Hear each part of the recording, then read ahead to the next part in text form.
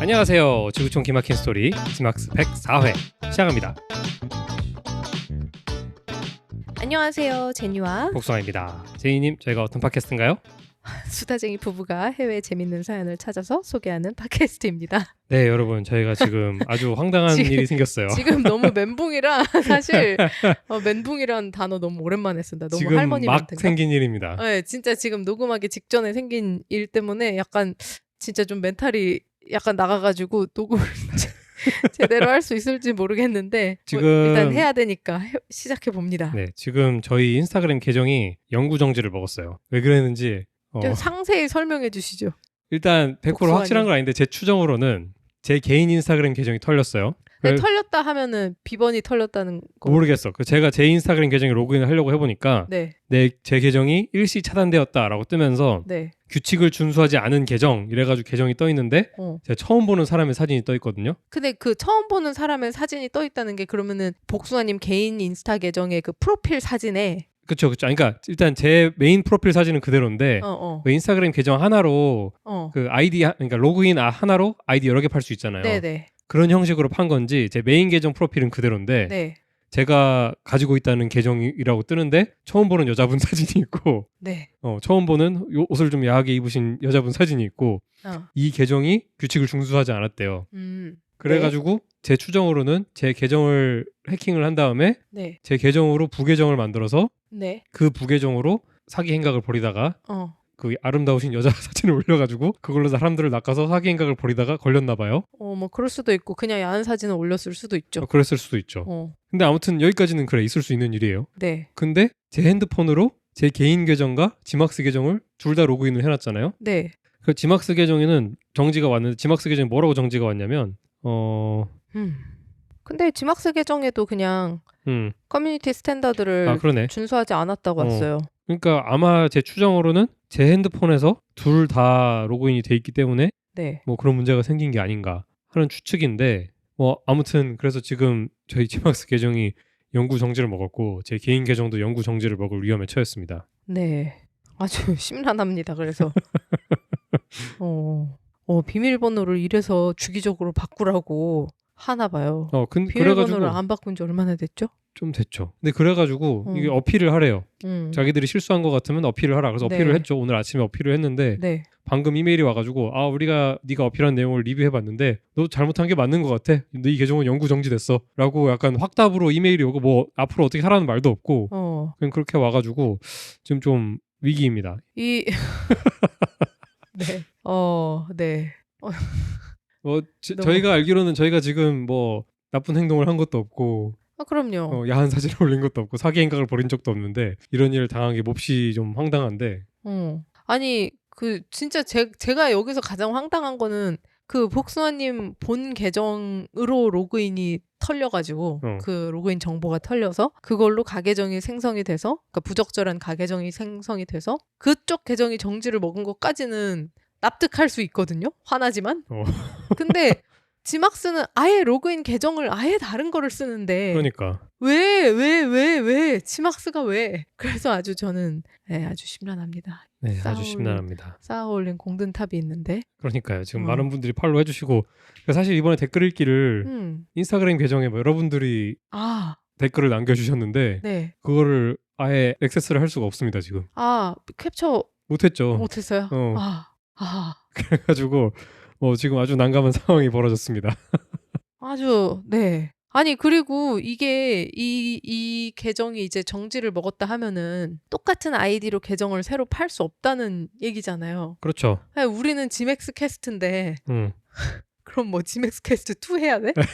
나 너무 심란해요. 지맥스 캐스트 오피셜 이런 거 해야지. 너무 심란합니다. 네, 시작부터 아주 이렇게. 그래서 복숭아님이 오늘 급하게 준비한 주제가 있어요. 네, 그래서 제가 오늘 준비한 특집은요. 네. 사기 특집입니다. 네. 왜냐면 아침에 이게 정지가 됐다는 연락을 받고 아침부터 그래가지고 이게 저는 사실 아침에 처음에 복수아님이 지막스 계정이 정지됐어. 그래서 왜? 하면서 이제 방금 얘기한 그 내용들을 이제 자초지종 설명을 해줘가지고 그냥 그러면 당연히 이거는 소명하면 그러니까 나도 너무 당연히 쉽게 해결될 문제라고 생각하고 이런 일이 얼마나 많겠어요. 한나절 있으면 해결되겠네 이렇게 생각하고 되게 대수롭지 않게 여겼는데 저도. 아까 영구정지가 됐다. 근데 그러고 나서 오후에 이제 복서님이 그걸 막 사진도 찍고 아이디도 찍어가지고 보내고 이렇게 소명을 한 다음에 오후에 그 이메일이 지맥스 계정으로 이메일이 또 와가지고 여전히 안 된다 이렇게 이메일이 온 거예요. 그래가지고 아씨 뭐지? 왜? 그러면서 이제 복서님 불러다가 이거 자기가 한 거 잘 안 됐나 봐 이러면서 이제 다시 해봐 이렇게 얘기를 해서 복서님이 또 막 뭘 다시 했어요. 제 여권을 아예 스캔을 해서 보냈습니다. 그랬는데 이제 당신 여권에 문제가 있는 거 아니야? 이 정도면? 대사관 가야 되는 거 아니에요? 그건 아닐 거라고 믿는데. 아니 그래가지고 그렇게까지 했는데 이제 영구정지 되었습니다 이렇게 이메일이 와 있으니까 지금 진짜 골 때립니다. 아주 골 때리죠. 네.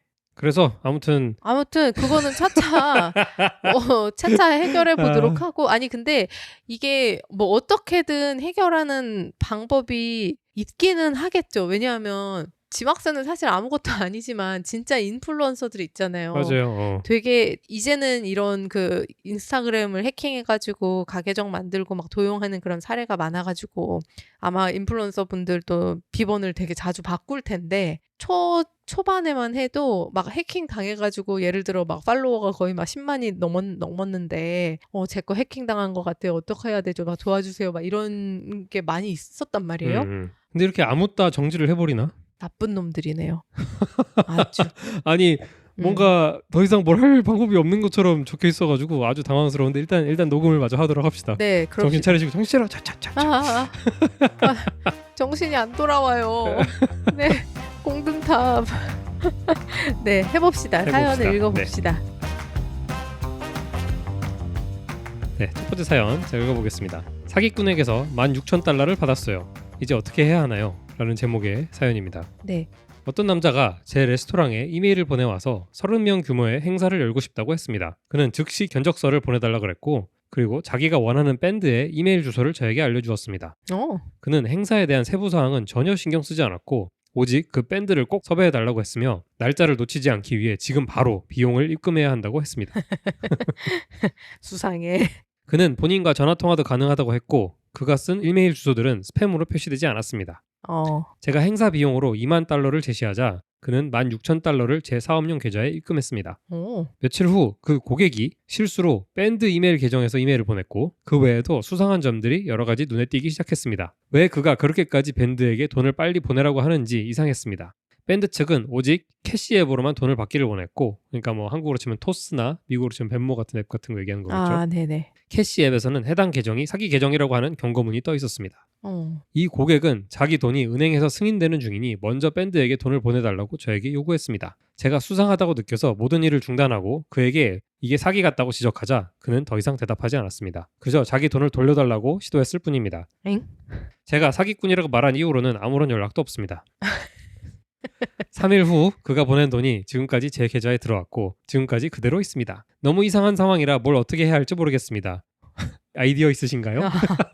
Any ideas? 하는 게 그 본문이고요. 그 댓글로 이거에 대해 아주 정통한 사람이 이 사기가 어떻게 이루어지는 것인지에 대한 설명이 구조를 설명해 줬네요. 설명을 마저 읽어볼게요. 네. 이 사람은 도둑질한 돈을 당신에게 보낸 것입니다. 아마 그의 계획은 다음과 같습니다. 그는 훔친 돈을 당신에게 송금하고 당신은 그 돈을 이 밴드에게 돈을 보내게 되어 있습니다. 그런데 그 밴드도 그 사람 자신이거나 혹은 그 사람의 공범일 것입니다. 네. 훔친 돈이 발각되면 돈을 보낸 은행은 당신에게서 그 돈을 회수하려고 할 것이고 당신의 은행은 그 돈을 밴드 혹은 그 사기꾼에게서 회수하려고 할 것입니다. 그러나 그 밴드는 이미 계좌를 닫고 사라졌기 때문에 결국 당신 혼자 모든 책임을 떠안게 되는 구조입니다. 현재 상황은 이 사기 행각의 후반부는 실패했고 전반부는 이미 실행된 상태입니다. 그래서 돈이 이미 당신에게 송금됐지만 범인이 더 이상 조치를 취할 수 없어 연락을 끊은 것입니다. 그는 이제 자신이 사용한 은행이 자신을 못 찾기를 바라고 있을 것입니다.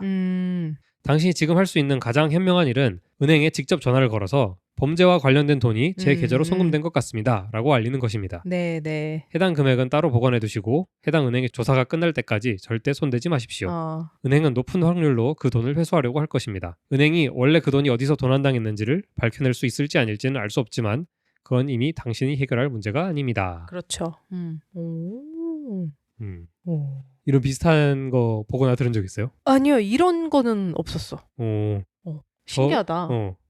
저는 비슷한 얘기를 친구한테 들은 적이 있는데 친구가 이제 미국에 처음 와가지고 처음 온 지 얼마 안 돼가지고 집을 구하려고 하는데 이 집을 구하려고 할 때 상대방이 뭐 수표를 보내줬댔나? 수표를 예를 들면 뭐 10,000불을 보내준 거예요. 네. 10,000불을 보내줬는데 뭐 이래저래 해서 환불을 네가 좀 해줘야겠다. 5,000불을 보내라. 돌려달라고 한 거예요. 그래서 친구가 알았다. 친구는 이제 미국 온 지 얼마 안 됐으니까 수표 같은 거 안 익숙하잖아요. 한국 사람도 수표 안 쓰잖아. 그렇죠. 그래가지고 알았다고 일단 말한 다음에 근데 얘도 이제 다행히 자기 통장에 돈이 없었던 거야. 미국 온 지 얼마 안 됐으니까. 그래가지고 얘 생각에는 이 10,000불을 자기 은행 계좌에 입금을 한 다음에 거기서 5,000불을 보내줘야겠다 라고 생각을 하고 은행에 이 10,000불짜리 수표를 가지고 간 거예요. 근데 은행에서 딱 보자마자 이건 사기 수표라고 바로 쫙쫙 그어버리더래요. 아주 흔한 사기 행각이라고. 큰 돈을 보내준 다음에 일부러 환불해달라고 하는 게 만약에 제 친구가 통장에 5,000불이 있었으면은 당했을 거야. 그러게. 그치. 근데 수표를 준 사람이 누구라고요? 뭐 방을 구하는 과정에서 뭐 보증금을 내고 하는 건데 그러니까 방 그 자체가 허위 매물이었던 거지. 방에서 보증금으로 뭐 얼마를 달라. 뭐 아마 10,000불은 아니었겠죠. 뭐 예를 들어 2,000불을 달라. 라고 했는데 그중에 1,000불을 뭐 돌려달라. 뭐 이래저래 저도 정확히 정한 건 모르겠어요. 어쨌든 이 친구가 돈을 받아야 되는 상황에서 받아야 되는 돈보다 더 큰 돈이 왔고 그래서 일부러 환불해달라 그래가지고 사기를 친 거죠. 다행히 제 친구가 당시 거지였기 때문에 사기를 당할 돈이 없어서 사기에 당하지 않을 수 있었습니다. 다행이네요. 진짜 신기하다. 아니 저는 이런 거 말고 그냥 중고거래 할 때 미국에서 맨날 진짜 흔하잖아요. 페이스북 마켓으로 중고거래 할 때 보면은 뭐 자기 연락처 일단 연락처를 달라 그래요. 근데 페북 마켓에서 중고거래를 할 때는 무조건 그냥 페북 메시지로만 하잖아요. 맞아요. 근데 꼭 전화번호를 달래. 근데 여기 이제 미국에서 한국도 그런가? 미국에서 이제 돈을 송금할 때 거의 대부분 전화번호랑 연동이 돼 있으니까 한국은 특정하게 계좌번호를 쓰잖아요. 그렇죠. 근데 미국은 이제 전화번호로 그냥 송금을 할 수 있는 시스템 그런 앱이 있어가지고 그냥 전화번호를 아무따 전화번호를 알려달래. 그런 다음에 그러면은 뭐 저도 진짜 맨 처음에 한 번은 속았어요. 네, 그 전화번호 알려주고 왜냐면 진짜 막 살 것처럼 얘기했거든. 근데 나는 흥정도야 심지어. 중고 거래를 내 물건을 팔려는 사람이고 이 사람은 살려는 사람인데 정말 살 것처럼 얘기하면서 자기가 그러면은 너무 갖고 싶으니까 또 선금을 보내주겠대. 이걸 내가 물건을 픽업을 당장 못 하는데 선금을 보내주겠다는 거, 그러니까 일종의 이제 예약을 하겠다는 거죠. 선입금을 하겠다고 하면서 돈을 뭐 보내주겠다는 식으로 이제 얘기를 하고 그 다음 어느 시점에선지 어쨌든 저도 이상하다고 생각을 해가지고 그래도 저는 미국에선 그러니까 그때 그 전화번호를 줬던 시점이 미국에서는 중고거래를 처음 해봤지만 그치. 저도 뭐 한국에서는 중고거래를 진짜 쎄가 빠지게 많이 해봤거든요. 당근 온도 꽤 높았지. 네, 그리고 저는 막 뭐 예전에 얘기한 적 있는지 모르겠는데 당근마켓이 지금의 당근마켓이 이기 이전에 정말 아무도 모를 때부터 당근을 했거든요. 그리고 막 그전에는 중고나라를 막 정말 어릴 때부터 막 많이 했었고 그래가지고 그래도 나름 중고거래에 이제 짬이 있으니까 그 어느 시점에서는 그래도 바로 이제 새끼 이거 사기꾼인데 이러면서 이제 뭐 돈을 주거나 하는 것까지 이제 넘어가지는 않았었어요. 참. 저는 비슷하게 미국에서 중고거래 처음 했을 때 페이스북 마켓플레이스에서 했을 때 저는 전화번호를 달라 그런 다음에 뭐라 그랬냐면은 네가 진짜 사람이라는 걸 내가 알아야 되니까 너한테 인증번호가 갈 거다. 그럼 그 인증번호를 자기한테 알려달라 라고 하는 거예요. 근데 저는 처음에 속았어요. 그게 뭐냐면은 제 번호를 그러니까 내 번호로 지가 본인 인증을 하고 있는 거야. 그치. 근데 처음에 막 이런 게 있나 하고 아무 생각 없이 했거든요. 보내줬어요. 근데 보내자마자 아차 싶었죠. 네. 한 번 더 생각해보니까 이게 그럴 리가 없는 거야. 그치. 그래가지고 막 찾아보니까 이제 제 인증번호를 보낸 게 뭐였는지 보니까 뭐 구글에서 운영하는 뭐 그런 거예요. 네. 그래서 바로 거기에 제가 가입을 해가지고 제가 다시 한번 인증을 해서 이제 제가 제 핸드폰 번호로 재가입을 했어요. 말하자면. 그럼 기존에 가입된 것들은 다 취소가 되고 마지막으로 인정한 아이디에만 등록이 되는 거죠. 말하자면 그 전화번호가. 그래가지고 저는 한 5분 만에 빠르게 해가지고 피해가 없었는데 우와. 아무튼 그런 일이 있었습니다. 참 사기를 되게 말씀하세요. 말씀하세요. 사기를 되게 멍청하게 당한 것 치고는 되게 똑똑하게 해결했네요. 좀 신기하네. 그렇잖아요. 그러니까 근데 사실 사기라는 게 그렇죠. 보이스피싱도 그렇고 절대 피해자들이 멍청하다고 하는 게 아닙니다. 그냥 복숭아 놀리기 위해서 이렇게 말한 건데 사기 피해는 진짜 당할 수밖에 없는 구조란 말이에요. 웬만하면.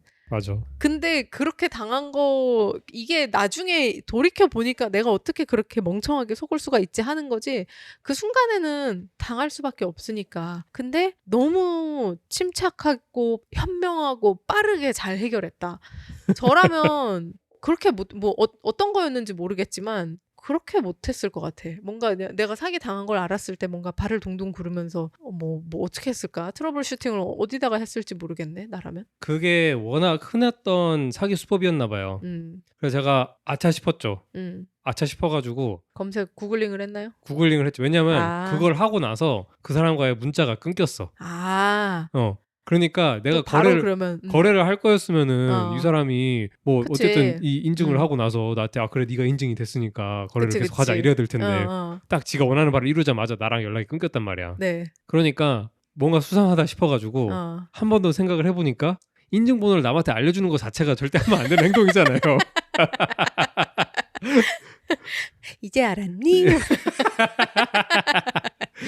그래가지고 그렇죠. 아차 싶어가지고 검색을 막 했죠. 이게 뭔가. 그래가지고 이제 워낙 흔한 수법이니까 당했을 때 대처 방법도 정리가 일목요연하게 돼 있더라고요. 아 그렇군요. 아 그러면은 혼자 기발한 방법으로 해결한 건 아니고 이제 또 선행자들의 도움을 받아서 선현들의 지혜를 빌려가지고. 그렇네요. 그래가지고 그렇게 한번 당하고 나서 페이스북 마켓플레이스로 중고거래를 막 하려고 계속 알아보는데 계속 이 수법만 오는 거야. 흥정도 해. 막 거래하고 너의 물건에 관심이 있다. 너의 뭘 사겠다. 흥정도 막 해. 50불에 올리면 45불이 안 되냐. 이래가지고 흥정까지 한다면 오케이. 그럼 어디서 보자. 근데 내가 너한테 돈을 보내기 전에 네가 진짜 사람인지 확인해야겠다. 너한테 보낸 인증번호를 나한테 보내라. 그럼 이제 너무 짜증나는 거야. 이 사람과 내가 못해도 그치. 흥정한 시간이 흥정도 하고 내가 막 마음속으로 갈등도 하잖아. 이걸 50불에 팔까 45불에 팔까. 맞아. 그래. 또 요딴 갈등 해가면서 그래 45불이면 널 보내줄 수 있어. 막 이런 생각까지 한 다음에 너무 뭔지 알지. 이런 생각까지 한 다음에 이제 그래 결정하고 그래 거래하자 이랬는데 맞아. 갑자기 인증번호 보여달라 그러면 김이 팍 식잖아요. 맞아요. 너무 화가 나죠. 그래가지고 페이스북 마켓플레이스에서 그때 그 물건을 팔려고 뭐였는지 기억은 안 나는데 그 물건을 팔려고 올려놓고 연락이 10번 왔는데 9번이 그거였어요. 9번이 얘기하다가 인증번호를 보내달래. 네. 그때 그 당시에 유행하던 사기 수법인가 봐. 아니 이게 그 시대별로 유행하는 그 수법이 있어. 그래가지고 아마 지금 복수아님 얘기하는 거는 제가 미국에 오기 전이었을 것 같고 왜냐면 복수아님 우리 만나기 직전이에요. 아 그래요? 시기는 기억해. 근데 그건 미국에 온 직후도 아니네요. 직후도 아니죠. 왜 미국 가서 중고거래를 사실 중고거래라는 거는 내가 팔 물건이 있어야 하는 거잖아요. 그치. 근데 미국에 온 직후에는 내가 물건을 다 새로 샀는데 뭘 팔아. 이게 세월이 그렇죠. 1년 2년 쌓이다 보면은 이제 팔 물건들이 생기는 거지. 그치. 아니 왜냐하면 제가 미국에서 중고 거래를 막 열심히 하던 시기에 유행하던 수법은 그 전화번호였어요.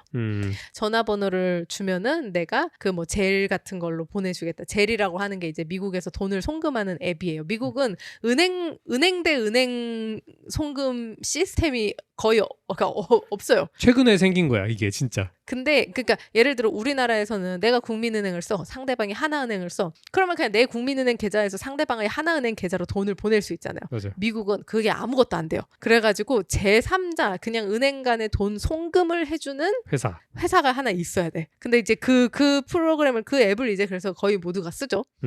근데 미국에서 너무 충격이었잖아. 이 은행에서 저 은행으로 돈 옮기는데 내가 여기서 현금을 다 현금 다발을 뽑아가지고 이게 내 은행에서 내 은행으로도 안 돼요. 그러니까 내 계좌에서 내 A 은행 계좌에서 B 은행 계좌로도 안 돼. 이게 상대간 그 1대1 그러니까 타인과의 거래도 안 되고 내 개인의 거래도 안 되고 그러니까. 여하간 그래가지고 이제 그 송금을 도와주는 앱이 다 이제 전화번호랑 그냥 연결이 돼 있기 때문에 그 앱으로 뭐 돈을 내가 너한테 얼마를 뭐 미리 체크를 하기 위해서 보내줄 테니까 뭐 어쩌고 저쩌고 막 이제 이런 식인 거예요. 그래가지고 계속 전화번호를 알려달라고 하는 건데 그래서 저도 한 몇 번은 그렇게 한 거야. 얘가 막 흥정도 하고 똑같은 갈등을 해. 내가 이거를 이 값에 팔긴 좀 아까운데 사겠다는 놈은 또 많이 없으니까 이놈한테라도 팔아야 되나 하면서 이제 그러다가 이제 하겠다고 그래 알았어 전화번호를 이 짓을 한 몇 번 겪고 이게 사기 그래서 저도 검색해보니까 전화번호 알려달라고 하는 게 다 그 사기 패턴이더라고요.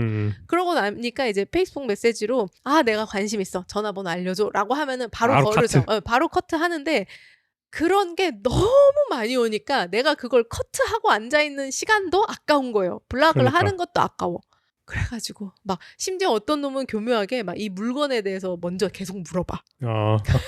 그러니까 이게 다 그런다니까. 더 열받아 진짜. 더 열받아. 내 시간을 쓰게 만들어. 차라리 전화번호 냅다. 나 관심 있어. 전화번호 알려줘 하면은 꺼져 하면 되는데 실제로 저는 나중에는 너무너무 화가 나고 그 내 시간이 너무 아까워가지고 그래서 중고로 파는 물건들이 뭐 싸게는 10불에서부터 뭐 한 몇십 불 정도 하는 것들이잖아요. 대체로 저희가 그때 학생일 때였고 막 대형 가전 같은 거를 파는 게 없으니까 예를 들어 몇백 불짜리를 팔 게 없잖아. 그 정도 돈이면은 그 정도 시간도 투자할 텐데 내가 막 한 20불짜리 팔겠다고 이거 페이스북 메시지에 30분을 쓰고 있는 게 내 인간의 시급을 생각해도 너무 아깝잖아요. 그래가지고 너무 화가 나가지고 저는 물건 판매글을 올릴 때마다 아예 전화번호 달라고 하는 사람과 연락 안 한다. 전화번호 절대 주지 않는다. 이런 걸 막 다 써놨어요. 상관없더라고. 어차피 얘네들은 뭘 읽어보고 하는 게 아니니까. 그냥 다 하는 거라서 그래. 그래가지고 나중에는 처음에는 그냥 막 블락 무시하고 씹고 막 이런 식으로 하다가 나중에는 내가 너무 화가 나는 거야. 그래가지고 진짜 막 쌍욕 받았어. 막 F 월드를 써가면서 진짜 너무 화가 나더라고. 근데 이 사연처럼 이렇게 돈을 먼저 주고 돈을 받게 하는 이런 사기 행각이 되게 많대요. 제가 옛날에 이건 한국 얘기인데 어디서 들은 게 이거는 좀 안타까운 사연인데 어떤 한 여자애가 이 남자랑 뭐 사귀는데 이 남자가 좀 안 좋은 사람인 거야.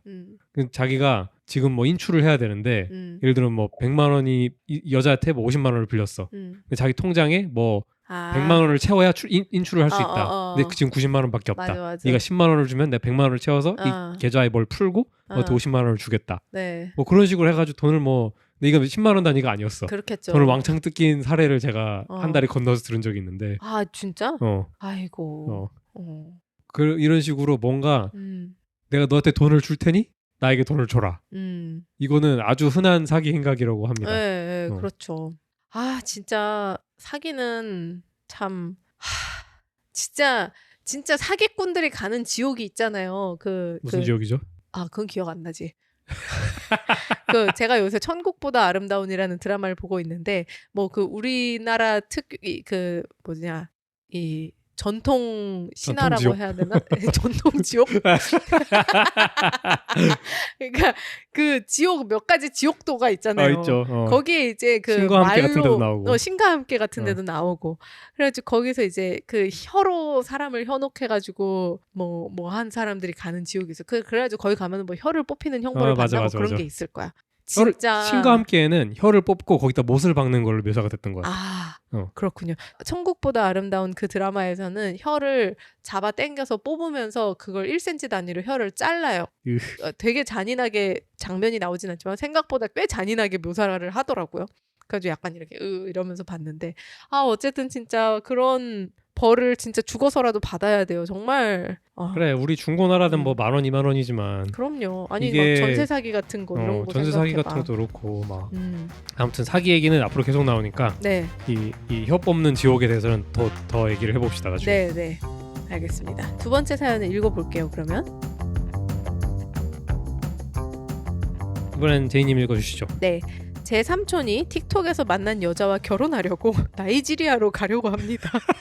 아이고, 투야. 이건 너무 누가 그냥 제목만 봐도 로맨스 스캠이네요. 이거 요즘 너무 많은 그거죠. 네. 아마 저희를 해킹한 그 계정도 로맨스 스캠을 하고 있지 않았을까 제가 추정해 봅니다. 네, 예쁜 여자 사진이 있었다고 하니 충분히 그럴 가능성이 있겠네요. 네. 정말 나 환장해요 진짜.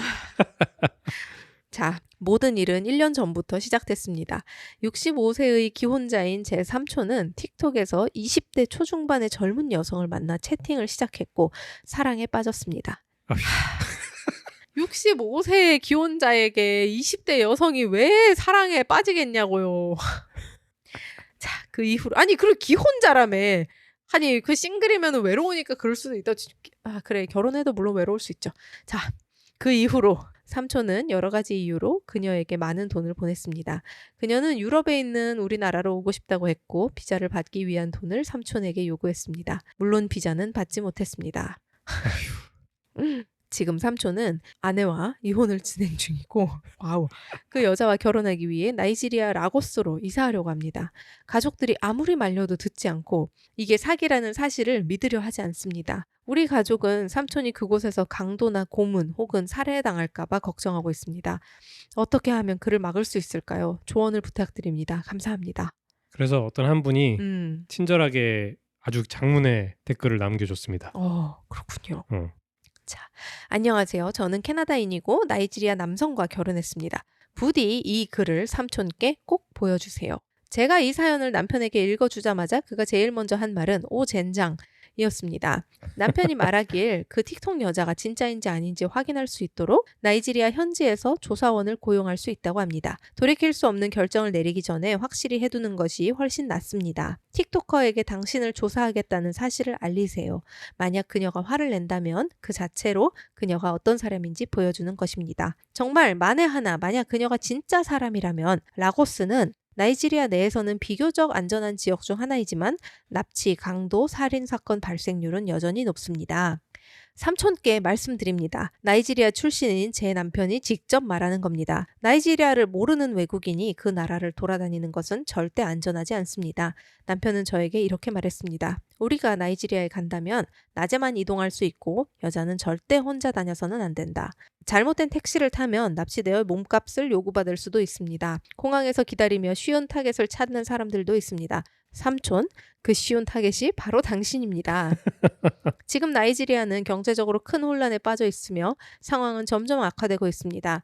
나이라 화폐 가치는 폭락했고 정전은 매일 발생하며 정부는 부패해 있습니다.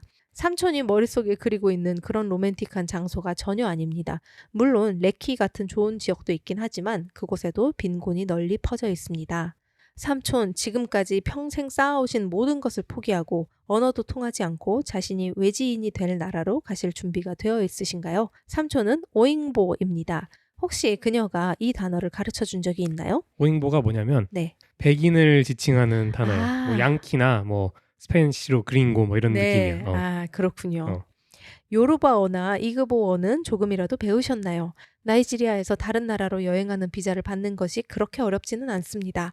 왜 그녀는 삼촌에게 올 수 없을까요? 왜 그녀는 삼촌이 비자 비용으로 준 돈을 가지고 실제로 비자를 받지 않았을까요? 그 이유를 스스로에게 물어보셔야 합니다. 삼촌 꼭 아셔야 할 게 있습니다. 모든 나이지리아인이 사기꾼은 아니지만 나이지리아에는 로맨스 스캠이 아주 많습니다. 그녀는 젊은 여성입니다. 아이를 갖는 것이 기대되는 나이대이고 이미 아이가 있을 가능성도 있습니다. 삼촌은 다시 아기를 키울 준비가 되어 있으신가요? 그녀는 자신의 상황을 벗어나고 싶어하는 절박한 사람일 수도 있습니다.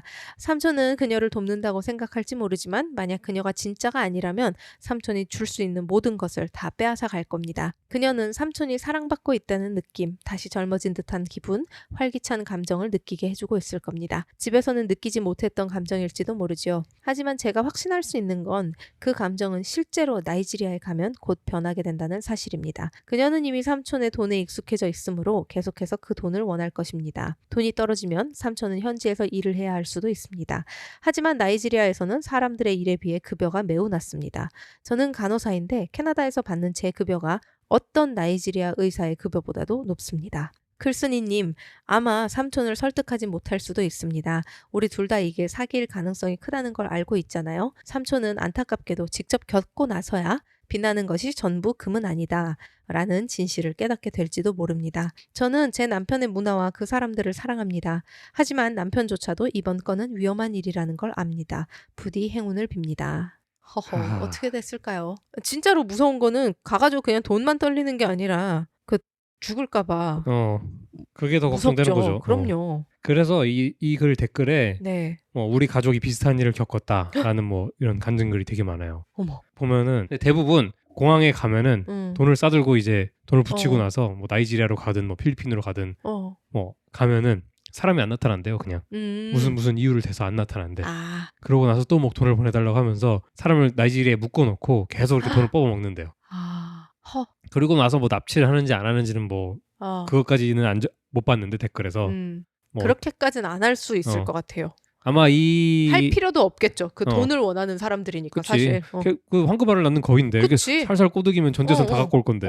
그 아마 이 삼촌이 사랑에 빠진 여자는 존재하지도 않겠지만 네, 그쵸. 존재하지 않으니까 아마 안 나타나는 거겠죠.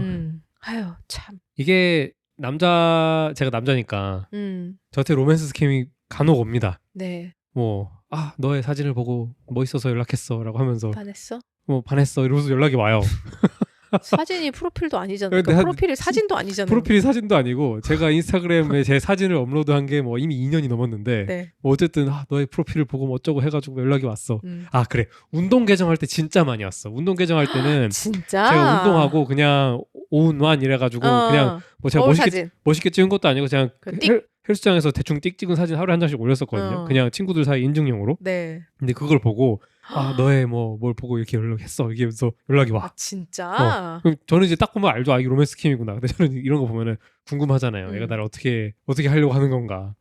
그래가지고 그러니 이런 식으로 대답을 했는데 저한테 왔던 거는 저랑 이제 DM을 한 3번 정도 주고받고 나서 그러니 이러면서 너무 멋있다 그래서 고마워 이렇게 하고 이렇게 주고받고 나서 사실은 내가 뭐 니카라구아에서 일하는 미군인데 지금 미국으로 돌아가고 싶은데 뭐 여기 있는 돈을 미국으로 보낼 수가 없어 이러면서 뭐 네가 내 돈을 뭐 송금해 주겠니 뭐 이런 식으로 한 거예요. 그럼 이제 뭔지 모르지만 니카라구아든 어디는 있는 범죄 수익금을 저를 통해서 세탁을 하려고 하는 거겠죠. 야, 그렇겠네요. 저한테 왔던 그런 거는. 그러면서 너무 웃긴 게 돈가방 사진을 보내요. 저한테. 진짜 007 가방 그 사진도 아니었어. 영상이었어. 007 가방 이게 쫙 열리면서 진짜 반짝반짝하는 효과도 줬어. 어머. 안에 달러가 가득 차 있어 막. 미치겠다. 너무 짜치다. 그러면서 자기한테 이 돈이 나는 그때부터는 제가 DM에 제가 뭘 열심히 했겠어요. 그냥 와우 오 마이 갓 이런 걸 보냈단 말이에요. 그때 막 저한테 막 열심히 막 설득을 해요. 열심히 설득을 해요. 그래가지고 제가 이런 거를 여러 번 보다 보니까 옛날에 얘기했던 거 한 가지 배운 게 있는데 이 사람들한테 배운 게 있는데 막 그 로맨스 캠을 하면은 카톡을 되게 열심히 주고받잖아요. 네. 저도 이 단어가 뭐지 싶어가지고 구글링 해보고 한 건데 대화를 하다가 뜬금없이 알라예라는 단어를 껴요. 알라예가 ALAYE 이게 단어를 껴요. 그러면 알라예 밥 먹었어? 이런 식으로 그냥 아무 데나 이렇게 쓱 껴 있어. 쓱 껴 있으면 이게 무슨 뜻이야? 라고 물어보면은 그냥 무슨 얘기야? 나는 뭐 그런 말을 한 적이 없는데? 라는 식으로 이렇게 뭐 말도 안 되는 트집을 떼면서 그냥 대화를 계속 이어나가요. 그래서 전 처음 보는 단어니까 이게 뭐지 싶어가지고 구글링 해보니까 나이지리아로 브로라는 뜻이래요. 그래가지고 이거를 슬쩍 끼워 넣으면은 이제 아는 사람은 걸으니까 얘들도 시간 낭비하기 싫은 거야. 대화가 이어간다 싶을 때 자기도 시간을 투자해야 되잖아. 그렇지. 근데 이걸 알아보는 사람이 있으면은 바로 자를 거니까 슬쩍 던지는 거야. 너 나 스캠하는 건지 아니 모르니 이렇게 던지는 거야. 그래서 내가 이제 그게 무슨 뜻이야? 라고 물어보면 얘는 모르는 애구나 하니까 계속 하는 거고 너 이 자식 이런 식으로 하면은 바로 캔슬하는 거죠. 제가 그걸 알고 아까 돈가방 보여준 애한테 걔한테 막 걔가 한 10분인가 15분인가 저한테 막 엄청난 긴 글 보내고 막 돈가방 영상도 한 2개 보내고 막 난리가 나요. 막 그리고 뭐 본인 셀카라고 누구 사진인지 모르겠는 게 도용한 거 사진도 막 보내고 제가 와우 하다가 제가 이제 한 15분 동안 하다가 이제 알라예 이렇게 딱 보냈어요. 그래서 저한테 막 욕을 박아요. 너 왜 내 시간을 낭비하냐. 너 정말 저한테 하트레스 하다고 했어요. 어머. 사기치려고 했으면서. 와. 너 어떻게 나 다 알고 있으면서 내가 이렇게 고생하고 있는데 뭐 내 시간을 이렇게 낭비할 수 있냐 이러면서 막 저한테 막 쌍욕을 막 받고 차단을 하더라고요. 진짜 골 때린다. 진짜 골 때려 진짜. 야, 들었던 얘기지만 다시 들어도 참 신기하네요. 그리고 이거는 좀 옛날 얘기긴 한데 옛날에 그 랜섬웨어 한국에 한참 유행했었잖아요. 기억나요? 그거 유행할 때 미국에서도 이제 비슷하게 유행을 해가지고 제가 플레이스테이션으로 게임을 하고 있는데 플레이스테이션으로 메시지가 와요. 갑자기 뭐 개인 메시지가 플레이스테이션도 메신저가 있거든요. 근데 제가 뭐 그때 온라인으로 하는 게임을 했나 뭐 모르겠는데 제가 온라인 상태에 있으니까 그냥 뜬금없이 처음 보는 사람한테 생뚱맞게랑 뜬금없이랑 섞였죠. 뚱뚱맞게 모르는 사람한테 메시지가 와가지고 너 게임하는 거 뭐 나랑 같은 게임 하네 이런 식으로 문을 띄우더니 뭐 내가 뭐 21살이고 갑자기 자기소개를 내가 21살이고 어딜 뭐 하고 있는데 뭐 나는 뭐 난 정말 가끔 구피한 짓을 하는 걸 좋아하기도 해. 난 가끔 실리한 짓을 해 이러면서 너 나랑 혹시 비디오 채팅하지 않을래? 이러면서 링크를 딱 보내는 거예요. 진짜. 제가 뭐 답장도 안 했는데 그냥 뭐 하이 오길래 저는 이제 진짜 처음에는 완전 랜덤한 사람이 연락한 줄 알고 이게 뭐 사기인 줄 거라고 생각도 못하고 답장을 좀 했어요. 하이 이러고 뭐 무슨 게임 하냐 무슨 게임 한다. 그치 플스에서 연락 오는 거면 또 사기라고 생각하기 너무 희귀한 일이잖아. 플스는 심지어 채팅도 힘들어요. 패드로 채팅하기 너무 힘들잖아. 그래 그럴 것 같은데. 그래서 열심히 뭐 하이 뭐 이렇게 하고 있는데 그걸 쫙쫙 보내는 거야. 그래가지고 그때 바로 알았죠. 아 이거 그거구나. 아 어떻게 바로 알았대 그때는? 아니 뭐 21살의 여자가 저랑 비디오 채팅을 왜 합니까? 아 네. 제가 누군 줄 알고. 그래가지고 이제 그것도 이제 바로 차단을 박았죠. 그러고 나서 며칠 있다가 다른 사람한테 또 생뚱맞게 메시지가 왔어요. 그때는 이제 하이 하자마자 알았지. 아, 또 비슷한 거구나. 근데 진짜 애들 무슨 교본 같은 게 있나 봐. 그 전에 보냈던 메시지를 그대로 와요. 하이 나는 21살 누구고 나는 구피하고 시리하고 좀 그게 진짜 토시 하나 안 틀리고 와가지고 제가 진짜 웃겨가지고 전에 받았던 거 이제 복사 붙여넣기 해가지고 걔보다 한 발 먼저 얘기했어요 제가. 난 구피하고 시리하고 그랬더니 어떻게 됐어? 근데 반응도 안 해. 쭉쭉쭉 계속 보내. 그러다가 마지막에 이제 다 보내고 나서 한참 있다가 제가 눈치챘는지 약간 LOL 뭐 이렇게 보내고 차단하더라고요. 그쪽에서? 이게 남자들은 뭔가 그런 거에 휘둘리기 쉽다는 걸 아니까 뭔가 이 남자를 대상으로 한 이런 사기가 진짜 많은 것 같아요. 그러게요. 그러게. 근데 이 노인을 상대로 하는 로맨스 스캠이 되게 많대요. 그렇대요. 근데 그거는 남녀를 불문하고 그래? 많은 거. 네. 여자분들도? 많지. 하긴 외로움은 특히 노년의 외로움은 진짜 얼마나 해소하기가 너무 어렵잖아요. 그렇죠. 근데 그래서 로맨스 스캠 저는 막 여자 사연을 많이 봤어요. 기사 난 것들을 많이 봤고 그리고 가장 최근에 있었던 일이 이거는 이제 외국 사례인데 웃을 일이 아니긴 한데 죄송합니다만 어쨌든 어떤 여성분이 나이대가 어느 정도인지 기억나지 않는데 그 브래드 피트를 사칭한 로맨스 스캠을 당한 거예요. 아이고. 근데 어찌 그것을 속았을까? 브래드 피트가 그렇잖아요. 근데 그래가지고 막 돈도 보냈대요. 브래드 피트한테. 아유 브래드 피트가 돈이 왜 필요해? 돈이 왜 필요하냐고요. 근데 그래가지고 돈을 꽤 많이 보냈어요. 진짜로. 근데 오히려 브래드 피트니까 돈을 막 보낼 수 있는 거야. 언제든지 이 사람은 갚을 수 있겠지. 돈이 이렇게 많은 사람이니까 이렇게 하면서. 그래가지고 돈을 꽤 많이 보내고 나중에 뭐 좀 일이 커져가지고 브래드 피트가 성명까지는 아니지만 이게 한 거야. 나 아니다. 나 아니고 이런 나를 사칭한 로맨스 스캠에 제발 당하지 너무 자기가 안타까우니까 당하지 말라고 자기는 그런 거 절대 안 한다고 당연히 그렇게 말을 했어요. 그러니까 참 그런 일도 있다. 그러니까 이게 사람이 이렇게 그냥 얘기로 들을 때는 어떻게 당하나 싶지만 그게 다 당하게 되는 것 같아요. 방심하고 있으면 당하는 거예요, 진짜로. 그럼요. 참 그래서 무서운 거지 사기가. 자, 뭐 여러분 그 사기 이런 로맨스 스캠은 요걸 기억하면 돼요. 이게 현실이기에 너무 좋잖아. 내가 65세 혹은 뭐 35살이라고 하더라도 그냥 평범한 남잔데 갑자기 아름다운 21살 여성이 인터넷으로 나한테 접근해. 나와 사랑에 빠져. 날 만난 적도 없는데. too good to be true잖아. 이게 현실이기에 너무 좋은 일이잖아. 그럼 현실이 아닌 거지. 그럼 현실이 아닌 거예요. 그렇죠. 사기는 보통 이것만 기억하면은 70%는 막을 수 있는 거. 근데 진짜 나는 그래서 보이스피싱이 너무 무서운 것 같아요. 그런 사기는 나한테 좋은 일을 상상하게 만들어서 사기를 치는 거잖아요. 근데 보이스피싱은 나한테 일어날 수 있는 가장 끔찍한 일을, 가장 무서운 일을 얘기하면서 사기를 치는 거니까. 그런 사례를 제가 2부에 준비해놨습니다. 또 보이스피싱 얘기하면 또 할 얘기가 많은데 슬픈 얘기들이 있죠. 어쨌든 댓글을 읽어봅시다. 그러면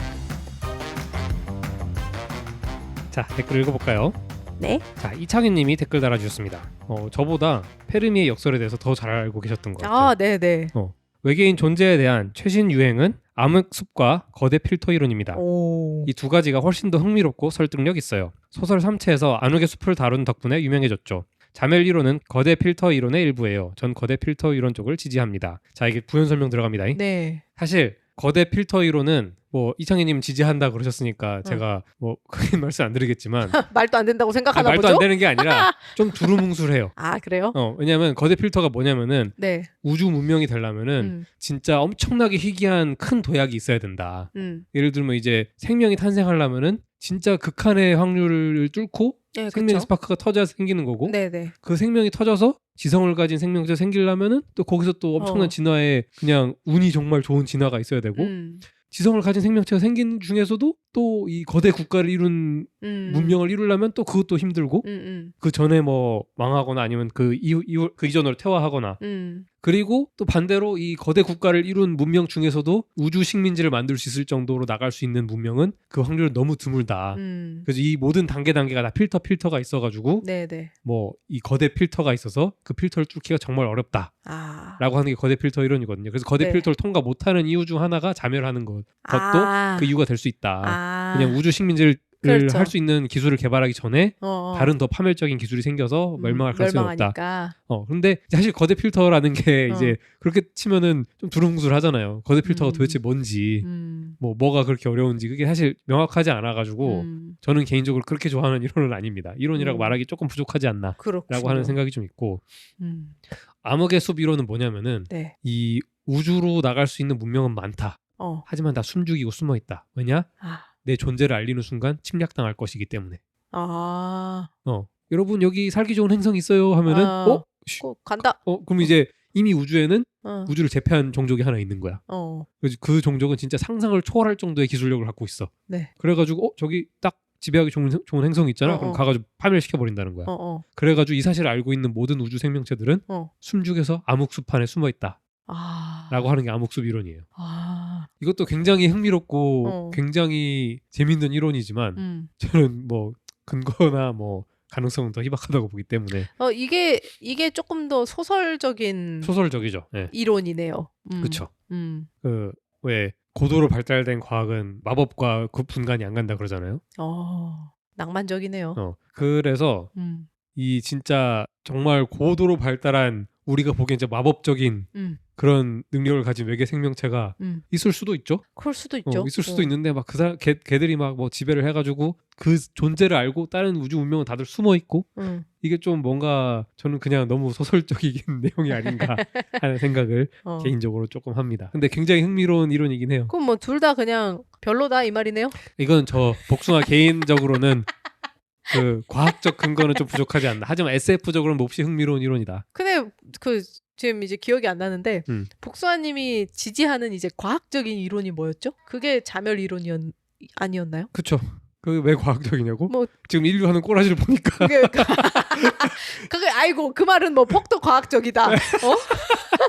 이거 난 또 뭐 대단한 과학. 근데 그 거대 필터 이론은 두루뭉술 하잖아요. 뭐가 필터인지 모르잖아. 뭐가 필터라는 건지, 네. 뭐에 걸린다는 건지 모르지만 뭔가 있을 것이다. 라고 하는 거니까 그다지 그러니까 과학적이라는 거는 이게 반박 가능해야 돼요. 네. 반박 가능해야 되는데 거대 필터라는 건 반박이 불가능하잖아. 그럼 자멸 이론은 반박 가능하죠. 우리가 자멸하지 않고 우주로 가면 그게 반박이 되는 거지. 그렇죠. 그게 뭐 이제 가능하다는 게 진짜 뭐 그런 일이 일어난다면 반박이 되는 거죠. 네네. 근데 거대 필터 이론은 우리가 만약에 뚫고 간다고 해도 다른 애들이 못 오는 거는 필터가 있기 때문이야. 이것이 필터일 것이야. 라고 하는 게 증명이 안 되잖아요. 그러니까 이건 과학적인 얘기는 될 수 없는 거죠. 그렇군요. 오히려 암흑숲 이론은 반박 가능하죠. 우리가 우주로 나가봤는데 뭐 그런 뭐 악의 무리가 없더라. 그럼 반박 가능하죠. 그건 뭐 이거는 뭐 어떻게 보면 과학적인 거라고 볼 수도 있는데 거대 필터 이론은 좀 그런 면에 좀 부족하지 않나. 되게 똑똑하거나 되게 사기꾼일 것 같은 그런 멘트를 막 하고 있네요. 다시 한번 말씀드릴까요? 고도로 발달된 과학은 사기와 분간이 되지 않아요. 아니 저기요. 아까 마법이라며. 아까 마법이었지. 저 사기꾼. 자, 다음 댓글 읽어볼까요? 자, 경훈킴님이 유튜브에 댓글 달아주셨습니다. 크크크 웃긴 부부 야증말. 잘 보셨습니다. 예. 그리고 팟빵에 100일해 도도냥님이 댓글 달아주셨는데요. 미국에서 살 거? 라는 질문에 대한 제니님 답. 와, 제 생각이랑 거의 같아요. 바로 폴로 생각했는데. 아, 그럼요. 미국 하면 폴로지. 이 아메리칸 자부심 아닙니까? 아메리칸 프라우드 아닙니까? 딱 랄프 로렌이 브랜드 자체가. 그리고 트레이더조 제품들 전 마시멜로우 초콜릿 좋아해서 몇 통씩 사와요. 그 외에 티오리에서 옷. 한국 너무 비싸요. 그리고 발이 큰 아들 신발 US 13 사이즈를 신는데 와 13이면 제가 한국 사이즈로 280인데 10 신거든요. 13이면은 300 넘을 것 같은데. 와, 발 진짜 크네요. 그러니까요. 아드님 발이 왕발이시네요. 근데 맞아요. 띠오리도 한국에서는 되게 비싸고 근데 뭐 띠오리나 폴로뿐만 아니라 그냥 대체로 미국에서는 아울렛에서 옷이 굉장히 싸고 띠오리가 일반 매장에서도 크게 차이가 나는지는 잘 모르겠지만 여튼 그렇습니다. 댓글 마저 읽자면 지난 회차 관련된 얘기지만 저는 absolute T랍니다. 대문자 T라고 하셨네요. 제니님 얘기 들으면 제 생각과 같은 경우가 정말 많았어요. 예전에 능력 3가지 중 저도 요리 골랐거든요. 오, 처음이에요. 너무 반갑습니다. 두 분 수다 완전 좋아해요. 그리고 많이 귀여우세요. 지막스 영원히 감사해요. 감사합니다. 감사합니다. 저희 인스타 계정 살려주세요. 지막스는 영원하지만 지막스 인스타 계정은 영원하지 못하였다. 나 진짜 나 환장해. 진짜 나 미쳐 진짜. 예, 그렇습니다. 네. 댓글 달아주셔서 너무너무 감사합니다. 감사합니다. 막둥이 여러분, 오늘의 지막스는 여기까지입니다. 재밌게 들으셨나요? 재밌게 들으셨다면 구독, 좋아요, 알림 설정 부탁드립니다. 그리고 친구들에게도 저희 지막스 채널 많이 소개해주세요.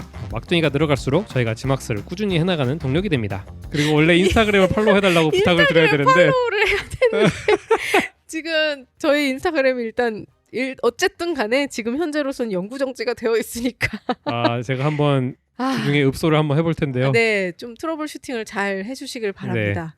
근데 이렇게 막힌 경우는 안 될 가능성이 높다고 하기 때문에 그래요? 빠르게 검색도 했나요? 했는데 쉽지 않다고 하더라고요. 일단 요즘은 고객센터가 사람이랑 대화하는 게 너무 힘들다 보니까 그렇겠죠. 이게 사실 해결이 많이 힘들다고 하더라고요.